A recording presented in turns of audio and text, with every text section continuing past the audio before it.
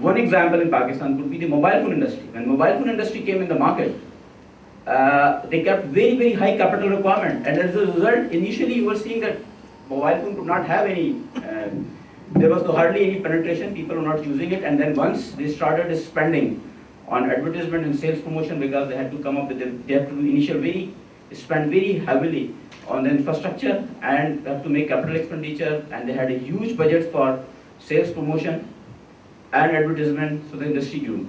We see nowadays, if you open a television channel, you say the Indian company is actually coming up with such a wonderful ads, and obviously that has a cost.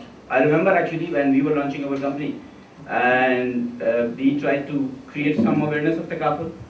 I was immediately called by the regulator and was asked actually, you would be doing, your expense ratio would really go high if you try to spend so much on the advertisement. So this is a dilemma that you have to keep. So this is what is happening in the insurance industry. I'll come to my presentation, but before that, I will also comment something on what was being said about Takaful. Now, general public and regulator, yes, they're right. They're expecting that Takaful should come and do something different. How could you do something different when you're working under the same insurance ordinance? You have rules, and you cannot even change. Like we tried to communicate earlier when we were developing our product, some Sharia aspects. But we have to be within the insurance ordinance. We cannot go beyond.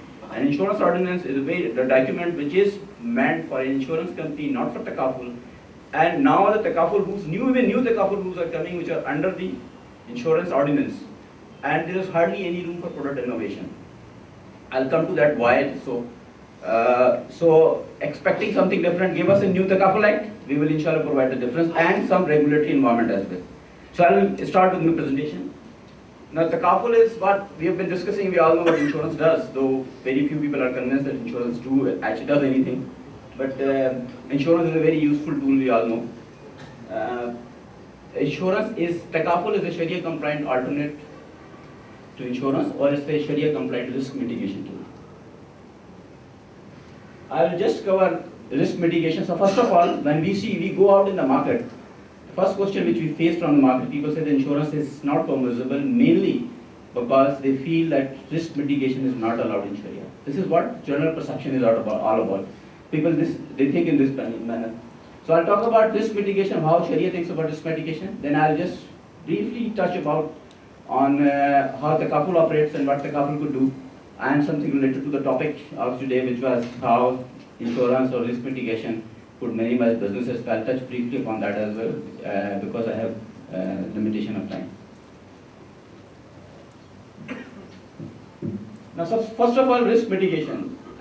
When we go out in the market, people ask कि insurance को आप हम इसलिए नहीं लेते हैं कि insurance तवक्कल के खिलाफ है. आप अल्लाह पे तवक्कल करें, भरोसा करें, वही खालिक है और वही राज़िक है, उसी में सब कुछ जो है आपको देना है. So is risk mitigation allowed or not? If you go in actually Islamic jurisprudence and Islamic history, you will find risk mitigation is not only allowed, but it is encouraged in many shapes and many forms. For example, we have all heard that famous hadith of Prophet Sallallahu Alaihi Wasallam, the first try the camel and then actually depend on Allah. When a Bedouin came and asked about it, the Prophet said, we see so many other examples that how that resources are used actually to mitigate risk. Then I have just some of the very, very sophisticated instruments used at that time even. It was 1500 years ago. For example, I have listed a few of them. Actually, it will come on the next slide. So normally what you have, Sharia does allow risk mitigation, and what options you have for risk mitigation. You can avoid risk, you can self-insure risk, or you can actually transfer risk. And there is another alternate, which is fourth one, which is you can share risk as well. Okay. So I just mentioned that risk mitigation is allowed. So that some of the instruments are, for example, Daman Khatar Tariq. There used to be an instrument where a person would take guarantee of that if you are going on that actually route, if something would happen, I am the one who is going to compensate you. So this is one of the risk mitigation tools. First, you get a guarantee from somebody. This was called a Daman Khatar Tariq. This is, if you go to Islamic history, you will find that instrument. For example, Ikala. There was a proper instrument which was written down and documented. Ikala was what used to happen at that time if somebody would kill another person by mistake or something, so he used to pay a diyat, and diyat used to be a very large amount. An individual could not bear that, so the instrument of Iqala was actually formed, where what would happen, a whole tribe or a family or a tribe or city will actually bail out that person by paying for this Iqala amount. So this was also one of the instrument, and you will find some other instrument, even Daman al-Dar, which means that, which was an instrument that somebody would guarantee that if you buy this product, if something would go wrong, if the product is faulty, I'll take responsibility of that. So these sophisticated instruments were there even in the very early Islamic history.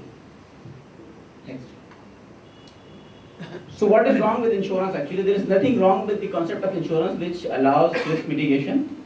According to Islamic jurisprudence, there is an issue with the content, actually, the process with the way the insurance is managed. The concept is very much allowed. And most of the time people do confuse that, they feel that insurance is not allowed because it's against the law. Now, what is allowed actually, now covering the whole takaful concept and comparing it with insurance, obviously it's not the part of my discussion today, because it would take a while. But basically what is allowed is in Sharia that you cannot transfer a risk for a consideration, for a fixed consideration. You cannot buy and sell risk. Insurance is the contract of buying and selling of risk.